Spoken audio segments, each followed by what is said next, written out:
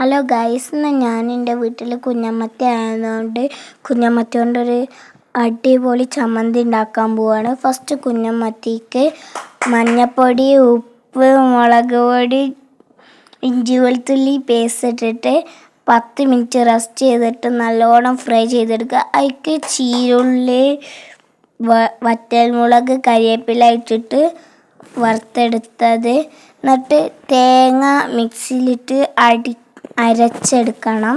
അതിലേക്ക് നമ്മൾ ചട്ടിയിലിട്ട് വെച്ച വറ്റൽമുളകും ചീരുള്ളിയും കരിവേപ്പില ഇട്ടിട്ട് ഒന്നുകൂടി അരച്ചെടുക്കുക. അതിലേക്ക് ഉപ്പും മുളകും ഇട്ടിട്ട് നല്ലോണം മിക്സ് ചെയ്യാം.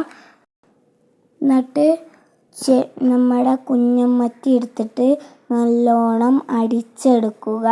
കുഞ്ഞമ്മത്തിക്ക് നമ്മൾ നേരത്തെ എടുത്ത് വെച്ച തേങ്ങാരപ്പ് ഇട്ട് കൊടുക്കുക. എന്നിട്ട് വീണ്ടും അത് നന്നായിട്ട് അടിച്ചെടുക്കണം കേട്ടോ ഗൈസ്. എന്നിട്ടൊരു ചോറിൻ്റെ കൂടാണ്ട് കഴിക്കണം. എന്താ മക്കളെ, എന്താ ടേസ്റ്റ്! നിങ്ങളും ഇതൊന്ന് ട്രൈ ചെയ്ത് നോക്കണേ. എല്ലാവരും വീഡിയോ ലൈക്കും സബ്സ്ക്രൈബും ചെയ്യാൻ മറക്കരുതേ.